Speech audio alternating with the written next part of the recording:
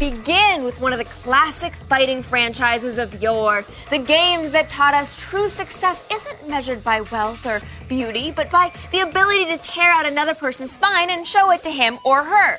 Here's Mortal Kombat Armageddon.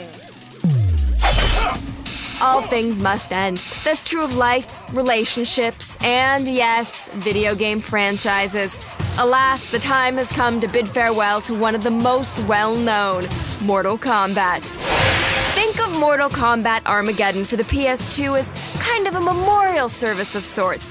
Just like those, this game will cause you moments of bittersweet nostalgia, as well as excruciating anguish. Mortal Kombat Armageddon brings together nearly every character in the franchise's history, from everyone's favorite spear-throwing undead ninja to less memorable characters like Meat. Apparently, the world has become saturated with Mortal Kombat warriors, and their collective power threatens to bring about the end of days. They therefore must come together for one final epic showdown to determine who among them is the most mortal and the most combat-y. Oh, and to that one fanboy out there perched on the edge of his seat nervously sweating, yes, you can play as Goro. In fact, if you're a Mortal Kombat fanatic, the amount of characters at your disposal is gonna blow your mind in much the same way that Sub-Zero blew people's minds in the first Mortal Kombat, by tearing them out with the spine still attached.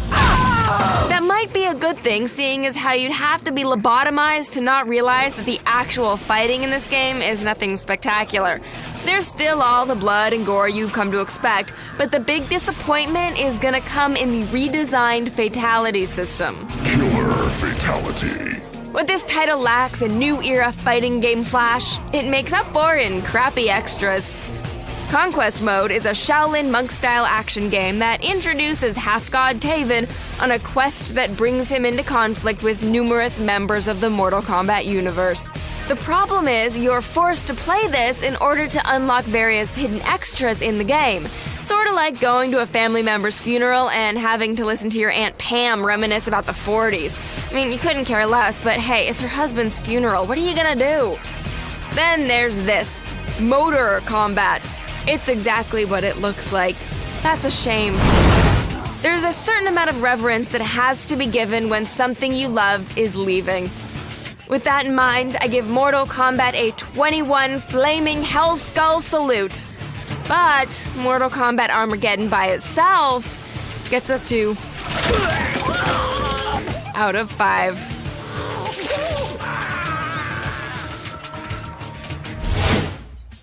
You know, it's so sad to see something we once loved fall to such terrible depths. First Kathleen Turner, now this.